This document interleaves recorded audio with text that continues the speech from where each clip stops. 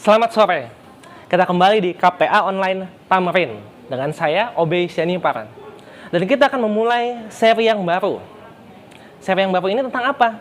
Ini seri yang menarik. Karena seri ini adalah tentang Tuhan baik, tetapi dunia jahat. Kenapa?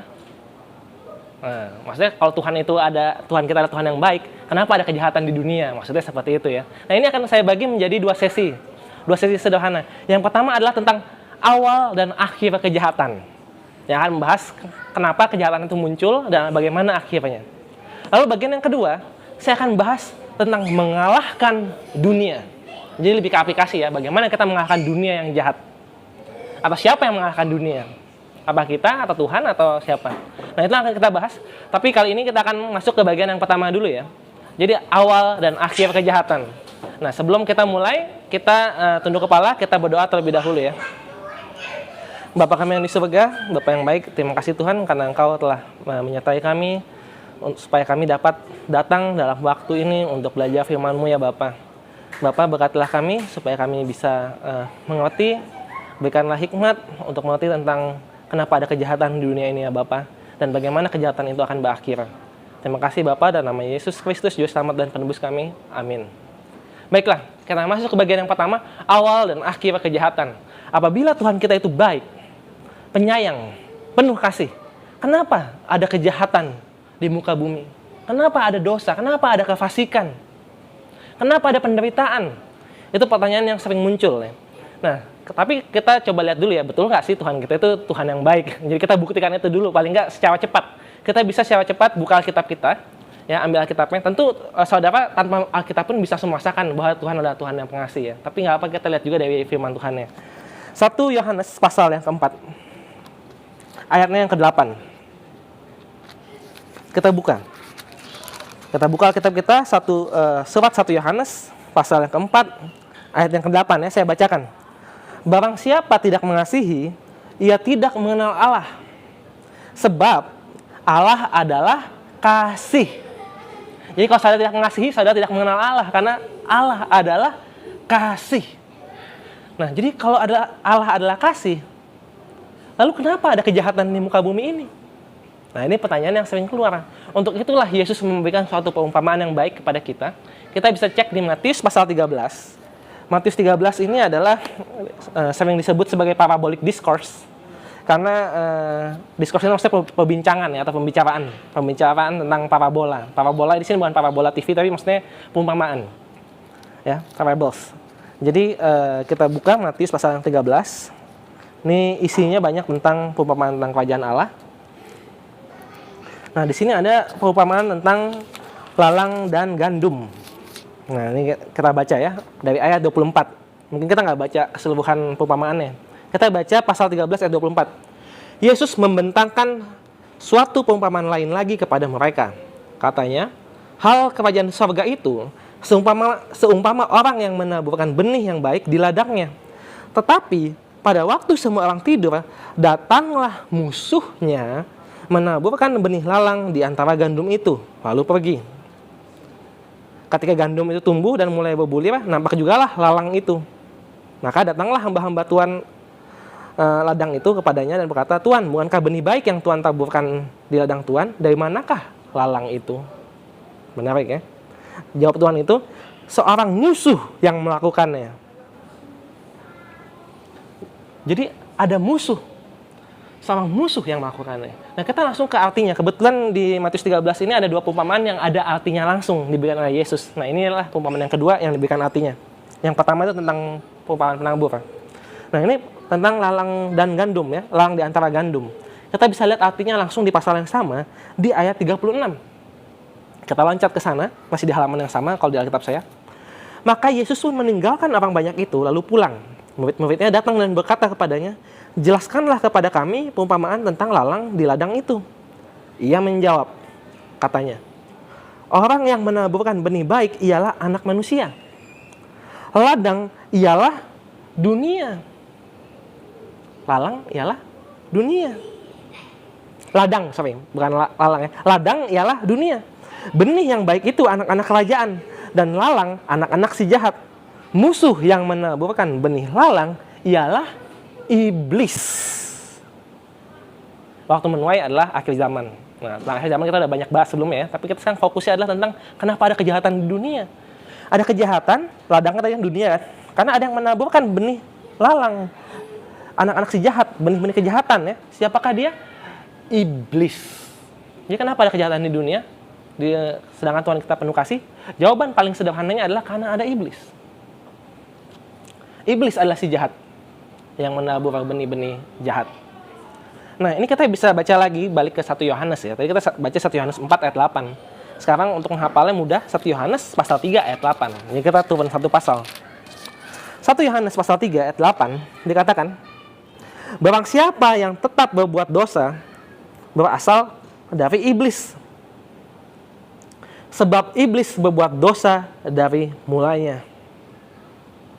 Ya. Jadi di sini siapa sumber dosa itu? Sumber dosa adalah iblis. Sebab iblis berbuat dosa dari mulanya. Untuk inilah anak Allah menyatakan dirinya, yaitu supaya ia membinasakan perbuatan-perbuatan iblis itu. Nah, itu ya.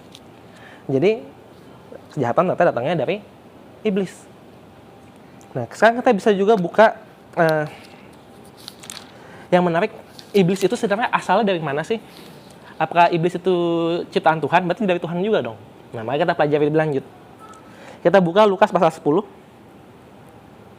ayat 18. Lalu kata Yesus kepada mereka, aku melihat iblis jatuh seperti kilat dari langit. Jadi iblis dari mana awalnya? Dari langit ternyata. Iblis jatuh dari langit. Nah, ini menarik ya, langit sederhananya adalah surga ya. Memang Tuhan yang menciptakan ya pastinya ya. Karena semua itu diciptakan oleh Tuhan. Tapi kita lihat bagaimana ia bisa jatuh. Kan dia jatuh dari langit, jatuh ke dunia. Nah, karena dia jatuh ke dunia, maka ada kejahatan di dunia. Itu penjelasan sederhananya ya. Nah, kenapa iblis ini bisa jatuh? Kita bisa lihat, sebenarnya ada ceritanya di perjanjian lama ternyata. Menarik ya. Ada ceritanya, kita bisa buka Yeskiel pasal yang ke-28. Di sini sedang membicarakan Raja Tirus. Tapi ternyata yang dibicarakan secara implisit juga adalah tentang iblis. Nah, ini menarik. Kita buka Yeskiel pasal 28. Kita baca bisa dari ayat 11 ya sampai 15 boleh.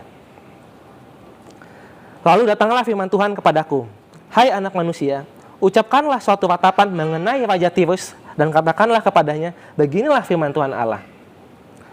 Gambar dari kesempurnaan engkau, penuh hikmat dan maha indah. Engkau di Taman Eden, yaitu di Taman Allah. Jadi ini udah jelas bukan cuma Raja Tirus doang ya. Maksudnya secara analogi mungkin dibilang, oh Raja Tirus itu seperti di Taman Eden. Tapi ini juga lagi menggambarkan tentang siapa? Tentang iblis. Ada di Taman Eden pada saat itu. Engkau di Taman Eden, yaitu Taman Allah. Penuh segala batu permata yang berharga.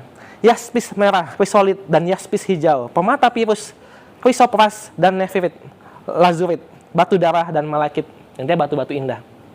Tempat tahtanya, tempat tatahannya diperbuat dari emas dan disediakan pada hari penciptaanmu. Kau berikan tempatmu dekat kerub yang berjaga. Di gunung kudus Allah engkau berada dan berjalan-jalan di tengah batu-batu yang bercahaya-cahaya. Engkau tak bercela di dalam tingkah lakumu sejak hari penciptaanmu sampai terdapat kecurangan padamu. Ya, jadi sebelumnya iblis itu ya malaikat Tuhan. Sempurna. Tak bercela ya. Tak bercela sampai terdapat kecurangan padamu.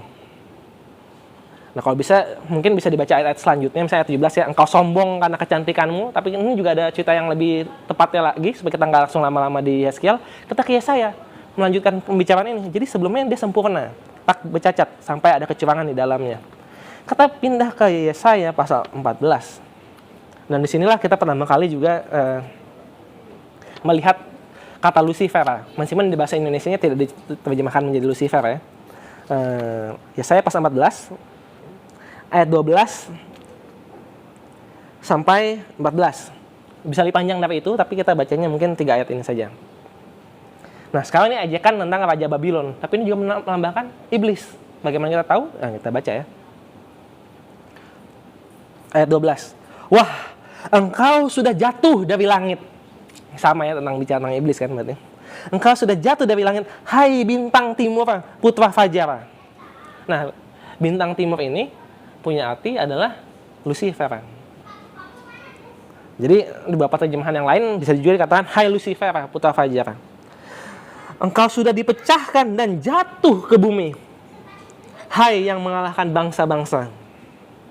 Engkau yang tadinya berkata dalam hatimu, aku hendak naik ke langit, aku hendak mendirikan tahtaku mengatasi bintang-bintang Allah, dan aku hendak duduk di atas bukit pertemuan jauh di sebelah utara. Aku hendak naik mengatasi ketinggian awan-awan, hendak menyamai yang maha tinggi. Nah, jadi itu ya pikiran Lucifer ya. Dia ingin menyamai yang maha tinggi. Ya hendak terus naik di luar kodratnya. Dan ini yang terjadi ya ketika orang mulai sombong dan angkuh ya, ingin menjadi sesuatu yang sebenarnya bukan dia, dan bahkan ingin menyamai Tuhan. Inilah Lucifer ya, hendak menyamai yang maha tinggi. Bahkan dibilang kalau kita baca ayat lanjutannya, ayat 15 yang sebaliknya, ke dalam dunia orang mati engkau diturunkan. Jadi apa yang terjadi adalah seorang malaikat terang, Lucifer nama lainnya. Dia sebelumnya tadi kita udah baca di Yeskiel, tak bercacat celah sampai ditemukan kecurangan di dalam hatinya. Dan apakah itu di Yeskiel sudah dibahas tentang kesombongan ya. Dan di sini lebih jelas kesombongannya itu apa yang dimaksud. Kesombongannya adalah apa? Aku hendak naik ke langit, aku hendak mendirikan tahtaku mengatasi bintang-bintang Allah, aku hendak duduk di atas bukit pertemuan jauh di sebelah utara, aku hendak naik mengatasi ketinggian awan-awan, hendak menyamai yang maha tinggi. Itulah kenapa sang Lucifer ini akhirnya jatuh ke bumi. Karena siapa yang meninggikan dirinya, menurut Alkitab, di Amsal bisa kita baca juga, itu akan direndahkan. Itu awalnya. Tapi singkat cerita dari yang sudah kita bahas di ayat sebelumnya dan juga ayat ini, dikatakan apa? Ia akan dijatuhkan, jatuh ke bumi. Nah itulah kenapa akhirnya banyak kejahatan ada di bumi, ada di dunia. Jadi kalau ditanya kenapa Tuhan penuh kasih, tapi kenapa tidak ada kejahatan? Karena ada iblis. Karena ada iblis yang jatuh. Dia ada di dunia. Nah ini kita bisa lihat juga di Wahyu. Jadi kita balik ke Wahyu ya. Wahyu pasal yang 12. Menceritakan tentang akhirnya.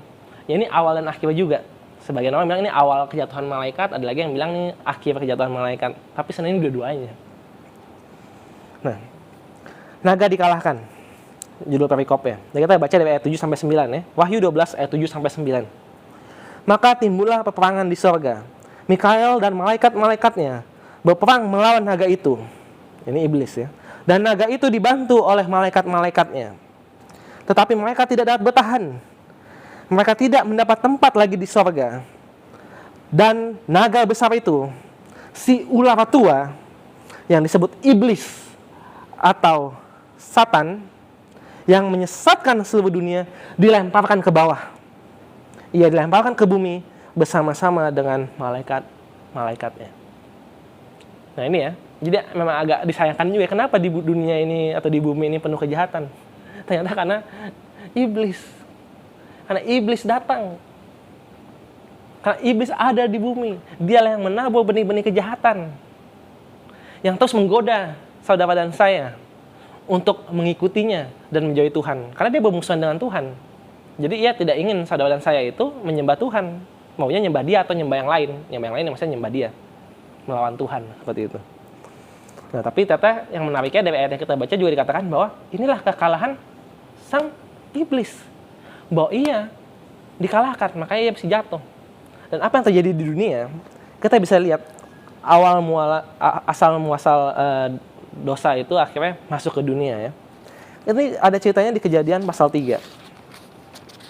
Tentang bagaimana manusia yang pertama jatuh dalam dosa. Kita baca beberapa ayat pertama, mungkin 7 ayat. Pasal 3 ayat 1 ya. Adapun ular, nah ini kan menarik ya. Tadi di Wahyu dibilang iblis itu atau sang naga adalah ular tua. Maksudnya ular tua itu apa? Itu tuh yang di awal sana. Nah, dari situ kita bisa tahu bahwa Wahyu pasal 12 tadi itu ternyata bukan cuma tentang awal kejatuhan malaikat, tapi juga langsung bicara tentang akhir atau akhir dari kejahatan ya, bagaimana iblis dan malaikat-malaikatnya dikalahkan Dan dia sebut itu tuh ular tua yang itu, yang ada di Kejadian 3. Adapun ular ialah yang paling cerdik dari segala binatang di darat yang dijadikan oleh Tuhan Allah. Ular itu berkata kepada perempuan itu, tentulah Allah berfirman, semua pohon dalam taman ini jangan kamu makan buahnya, bukan? Lalu saut perempuan itu kepada ular itu, buah pohon-pohonan dalam taman ini boleh kami makan. Tetapi tentang buah pohon yang ada di tengah-tengah taman, Allah berfirman, janganlah kamu makan ataupun apa buah itu, nanti kamu mati.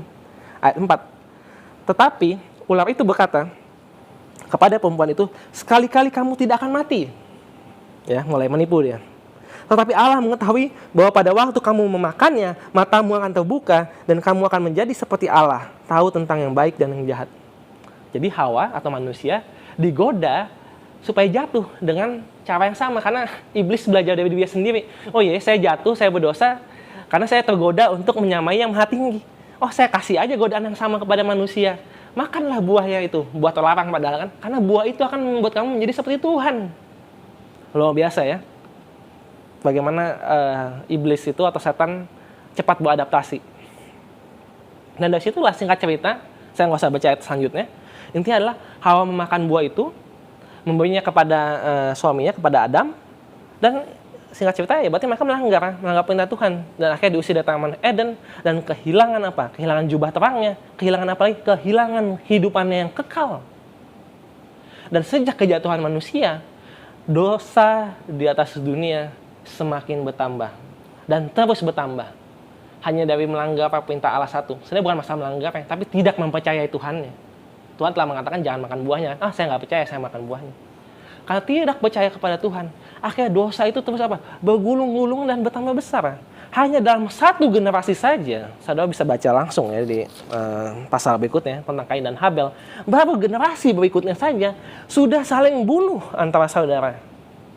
Kain membunuh Habel. Jadi hanya baru makan buah. Tapi satu generasi anak berikutnya tapi sudah dosanya langsung membesar begitu saja. Sekarang kan tadi makan buah kan hanya kematian tentang dirinya sendiri kan. Sekarang malah membunuh orang lain. Nah, itulah dosa. Dan tentu dari situ bergulung-gulung dan semakin besar hingga akhirnya saking luar biasa dosanya itu, Tuhan bahkan mau memusnahkan dunia dengan air bah ya. Untungnya masih ada orang benar yang dapat anugerah Tuhan, diselamatkan, dan kita manusia masih ada sampai sekarang. Hingga akhirnya ada rencana keselamatan. Tetapi ular tua itu singkat cerita adalah dikalahkan. Kita bisa baca, ini sudah dinubuatkan dari Kejadian 3, jadi untuk menutup cerita di Kejadian 3 tadi ya. Jadi ular itu akhirnya dihukum. Dan ada nubuatan di dalam Alkitab. Kita bisa lihat di ayat 15. Kejadian 3 ayat 15, ini dibilang nubuatan pertama di Alkitab. Aku, Tuhan ya, aku akan mengadakan permusuhan antara engkau dan perempuan ini. Engkaunya ini ular ya. Antara keturunanmu dan keturunannya. Keturunannya akan meremukkan kepalamu dan engkau akan meremukkan tumitnya. Nah, keturunan atau benih ya. Benih perempuan itu adalah siapa? Yesus. Dan Yesuslah yang meremukkan kepala atau tengkorak dari ular itu ketika ia disalib di Golgota. Golgota artinya apa? Tengkorak. Nah, kematian Yesus di kayu salib itulah adalah kemenangan. Nah, itu yang akan kita bahas lebih lanjut di sesi yang kedua. Dunia ini sekarang sudah menjadi jahat karena penuh dengan iblis. Maksudnya dengan iblis turun dan menabur benih-benih kejahatan. Nah, bagaimanakah kita mengalahkan dunia yang jahat ini? Seperti apakah dunia yang jahat? Bagaimana mengalahkannya? Dengan kuasa apa? Nah, itu akan kita bahas di sesi kita yang kedua tentang mengalahkan dunia. Nah, untuk sesi yang pertama saya tutup di sini. Kita sudah mengerti bagaimana kejahatan itu tiba-tiba bisa ada di dunia. Kita tutup dengan doa ya. Bapa kami di surga, terima kasih Tuhan karena Engkau telah memimpin pelajaran kami pada hari ini dan telah menceritakan berbagai rahasia di alam semesta ini Tuhan. Bantulah kami supaya bisa belajar dari kisah-kisah kesalahan sebelumnya, supaya kami tidak melakukan kesalahan yang sama, supaya kami tidak tinggi hati dan tidak congkak, tetapi kami rendah hati. Terima kasih Bapa, dan nama Yesus kami berdoa. Amin. Baiklah, sampai jumpa minggu depan di KPA Online Tamarin. Tuhan memberkati. Amin.